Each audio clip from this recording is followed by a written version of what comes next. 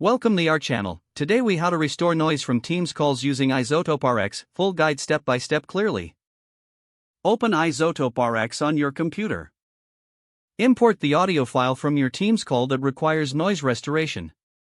Once the file is loaded, locate the spectrogram view for a detailed visual representation of your audio.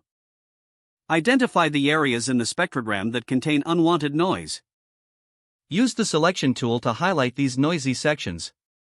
After selecting the unwanted noise, navigate to the Repair Assistant feature. In the Repair Assistant, choose the Remove Noise option.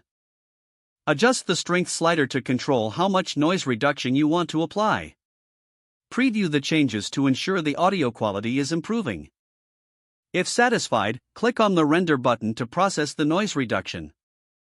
Next, check your audio for any artifacts that may have resulted from the noise reduction.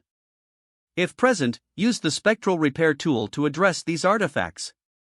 Select the affected areas and choose the appropriate repair method from the options available. Preview the adjustments to ensure clarity is restored to your audio. Once you're happy with the results, navigate to the File menu. Select Export to save your restored audio. Choose your desired audio format and finalize the export settings. Click Export to save the cleaned up file to your computer. Now, you can play back the restored audio from your Teams call.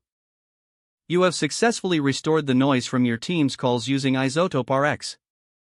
If the page does not load, refresh the browser or try again in a private or incognito window. Make sure you are using the correct email address, then retype it carefully to avoid small typos. If your password is not accepted, use the Reset option and create a new strong password you can remember. Check your spam folder for verification or security emails, then complete any requested confirmation steps. Enable two-factor authentication if available to improve account security and reduce unauthorized access risk. After signing in, review your profile details so your contact information and settings are accurate and current. If you see an error message, note it down and try again after restarting your device and internet connection. Log out when you finish, especially on shared devices, to keep your account and payment information secure. Don't forget to like this video and subscribe to our channel for more step-by-step tech guides.